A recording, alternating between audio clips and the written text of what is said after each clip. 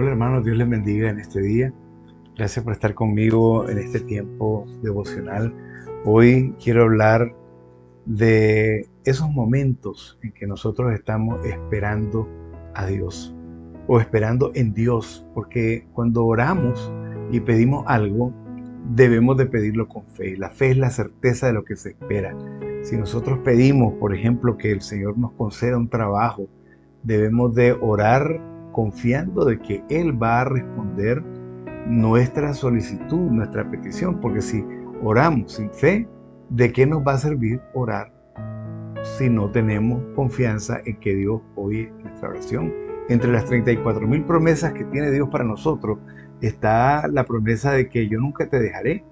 Todo lo que pidieras al Padre en mi nombre, eso haré. ¿Por qué? Porque Dios, el Señor Jesucristo, nos dejó promesas que nosotros debemos de creer. Cuando desconfiamos, dudamos, entonces no podemos nosotros decir que vamos a recibir nada.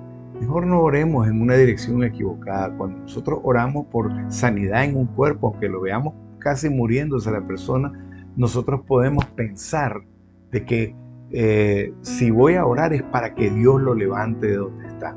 No voy a orar para ver si Dios lo levanta, porque voy a orar confiando en las promesas del Señor. Las promesas del Señor dicen que si hay algún enfermo entre vosotros, llamen a los ancianos de la iglesia y oren, ¿verdad? Y la oración de fe sanará al enfermo. Y esta es la confianza que yo tengo en esa palabra. Creo que Cristo nos mandó a poner las manos sobre los enfermos y sanarán. Creo en las promesas que Isaías destacó 800 años antes que viniera Jesús y dijo, por su llaga fuimos nosotros curados. Él llevó nuestras enfermedades. No es que dice que Él cargó nuestras enfermedades y nuestra dolencia, pero cuando lo dice en tiempo pasado, quiere decir de que Isaías estaba hablando de algo que ya estaba garantizado, de algo que ya era real. Él llevó nuestras enfermedades y si Él se las llevó, ¿por qué las tengo yo que llevar? En esa dirección es que nosotros oramos sabiendo de que Dios responde a nuestras peticiones. Pero ser paciente es muy importante. Si ustedes miran cualquiera de los hombres de Dios, por ejemplo Abraham, Isaac, Jacob, vamos a ver con Abraham, por ejemplo. Abraham pidió un hijo. El hijo no llegaba, 15 años y el hijo no llegaba, y la mujer y él estaban poniéndose viejos, ya no podían tener más hijos. Entonces Sara encontró una solución. Te voy a dar como mujer a mi empleada o a mi esclava. Esa era una costumbre antigua, ¿no? No es que ahora lo vamos a hacer, pero en ese tiempo, y le dio la empleada, y el hijo que tuviera esta mujer, esta criada de ella, iba a ser hijo de Abraham, hijo de Sara, ¿verdad? Entonces nació este hijo de Abraham que no era prácticamente el de la promesa, ¿verdad? Y aquí encontramos que el apuro de creer de que esa era la salida para tener un hijo no se dio. Porque cuando Dios le dijo que Él te le iba a dar prole, estaba hablando de que le iba a dar prole con Sara, su mujer, ¿verdad? Entonces aquí encontramos que hubo una forma de, o sea, nosotros a veces buscamos, como un hermano que una vez a mí me dijo, hermano, voy a jugar lotería en el nombre de Jesús y me la voy a sacar porque tengo fe que me la voy a sacar. Bueno, le dije yo, mire, me parece que es lógico lo que me estás diciendo, pero hay que ver que la lotería es un juego de azar, no es algo que Dios nos ha mandado a jugar con el dinero que nos da el Señor para el alimento de nuestra casa. Él entendió, por supuesto, pero no dudo de que en algún momento pudo haber jugado su lotería para ver si acaso Dios lo bendecía de esa forma. Dios no funciona de esa forma. El Señor tiene su momento, tiene su forma de bendecirnos. Nosotros debemos de esperar. Cuando usted tiene un accidente, cuando usted se enferma y va al médico, se convierte en un paciente. ¿Ha visto que esa palabra es muy común en los médicos? Y entonces, ¿por qué se llama paciente? Porque definitivamente usted tiene que tener paciencia para que lo atiendan, hacer una pausa en su trabajo, en sus carreras, en su tiempo, que es tan importante. Y cuando usted hace esa pausa, entonces se convierte en una persona que debe ser paciente. Ahora, cuando usted viene a Cristo y pide algo, usted tiene que tener paciencia con el Señor. También se vuelve un paciente para Dios y entonces Él comienza a probar tu fe. Paciente te hace esperar. Si nosotros esperamos en Dios, recibiremos de Dios. Mire lo que dice la palabra. En el Salmo 38:15 dice, pues en ti, oh Señor, he esperado, tú responderás, oh Señor Dios mío. Salmo 38:15. Y esta confianza que tenemos, ¿verdad? Pues en ti, oh Señor, he esperado, tú responderás, oh Señor Dios mío. Esa certeza es la que nosotros necesitamos. Pero no de palabras. Yo puedo leer ese salmo 1000 veces y eso no me va a producir fe. Lo que va a producir fe en mí es el hecho de que yo crea al Señor con esto que tengo aquí. Claro, decimos el corazón, ¿verdad? Pero es con nuestra alma, con el asiento de nuestras emociones está en nuestra alma, que radica prácticamente en el cerebro. Nosotros decimos el corazón porque así es como el Señor lo expresa, la Biblia así lo expresa. Entonces, si confiamos en Él, podemos tener la seguridad de que Él no va a fallar.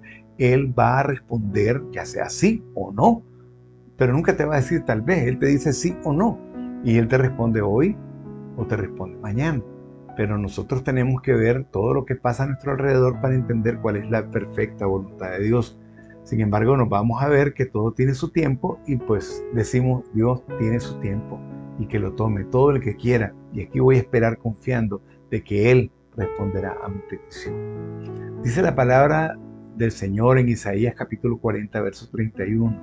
Dice, los que esperan en el Señor renovarán sus fuerzas, porque mire, cuando usted espera en Dios, usted se fortalece en fe. Mientras más tarde el Señor en darle la bendición, por ejemplo, Job estaba perdiendo él su fe, de ninguna manera. Él estaba luchando con su fe, esperando en Dios, aunque el Señor me mate, yo aquí estoy. Es cierto que él negó y él en algún momento, él dijo que para qué nací, ¿verdad? Maldijo el día en que nació. Sin embargo, Dios se hizo que no escuchó prácticamente, aunque él sí lo vio, ¿verdad? Y llegó el momento y entonces en que Dios empezó a señalarle a Job y a decirle, mira, no perdas la confianza porque yo siempre estaba, o sea, le comenzó a hablar y le restauró todo lo que él había perdido. Pero tuvo que esperar mucho tiempo. Además de esperar mucho tiempo, le vino una sarna. Todo se puso en contra de él. La esposa le dijo, ¿por qué no maldecís a tu Dios y te morís de una vez y por todas? Y Job siguió esperando en el Señor. Y así nosotros tenemos esa confianza en Dios. Abraham, como les estaba diciendo con Sara, no pudo esperar porque pensó que posiblemente esa era la voluntad del Señor.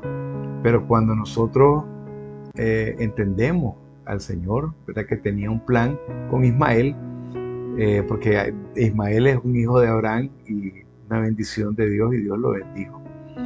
Y quiero decirles que no todos los árabes son ismaelitas. Los ismaelitas es una tribu que, bueno, en otra ocasión yo les voy a dar un pequeño estudio porque no hay una seguridad, pero sí hay una línea, ¿verdad? Por la cual vienen los ismaelitas, pero no son todos los árabes. Recuerden que cuando Abraham llegó a Egipto ya estaban árabes, vivían ahí. Los árabes son de Arabia, de la parte noreste de Israel. Entonces, aquí encontramos que Abraham al final recibió un hijo tal como Dios se lo había dicho. Y por eso le dio la gloria y la honra al Señor. Podemos hablar de Isaac, de Jacob, de José, de Moisés. Jabes oró. La oración de Jabes, en otra ocasión se la voy a decir, pero la oración de Jabes tenía un impacto poderoso, porque él pidió, si me diera esto, si me dieras aquello, si me das sabiduría, si prosperas mi camino, ¿verdad? Es que Dios quiere personas que le pidan a Él, porque Él ya sabe lo que nosotros necesitamos, pero Él quiere que nosotros pidamos. Pedid y se os dará. Tocad y se os abrirá. Eso es lo que la palabra de Dios nos enseña. Recuerden que nosotros los creyentes debemos de ser personas bíblicas, que todo lo que sea en relación a lo que estamos haciendo en la vida cristiana tenga relación con la Biblia. De otra manera vamos a tropezar y vamos a caer. Por eso dice que los que esperan en el Señor renovarán sus fuerzas, levantarán las alas como águilas, correrán y no se cansarán, caminarán y no se fatigarán. Ahora, el profeta Zacarías, en la visión mesiánica que él tiene en el capítulo 9 del libro de Zacarías, dice: vuelvan pues a la fortaleza, prisioneros de esperanza. ¿Cuántos de ustedes son prisioneros de esperanza? Yo quisiera ser un prisionero, soy un prisionero de esperanza. Estoy atrapado en la esperanza que el Señor me está mostrando y me está vislumbrando. Está frente a mis ojos. Cristo Jesús ha prometido tantas cosas, pero debemos creerlas, todas.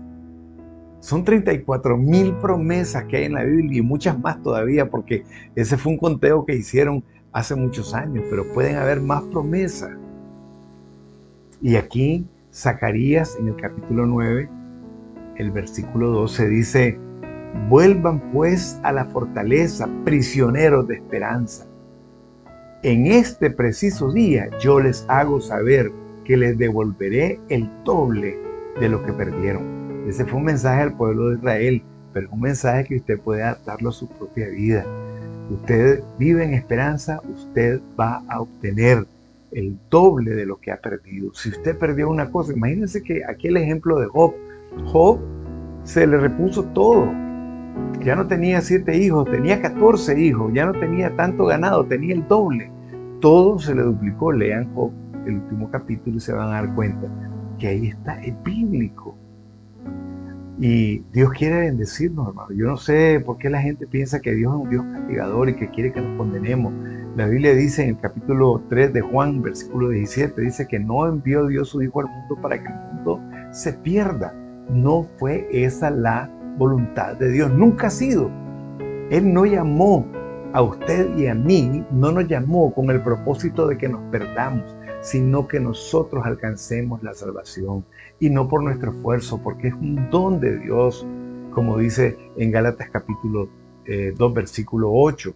En Efesios capítulo 2, versículo 8, dice que la salvación es por gracia, no es por obra, para que nadie se diga: yo me salvé porque me esforcé, porque fui santo, porque fui bueno, ayudé a los pobres, ayudé a la viuda. Eso no tiene nada que ver, porque eso es consecuencia de lo que Dios hace cuando nos cambia. Entonces, miremos hacia el Señor y que el Dios de esperanza lo llene de todo gozo y paz en la fe, para que rebosen de esperanza por el poder del Espíritu Santo. Romanos 15, 13. Dios les bendiga y hasta mañana, Dios mediante. Aleluya.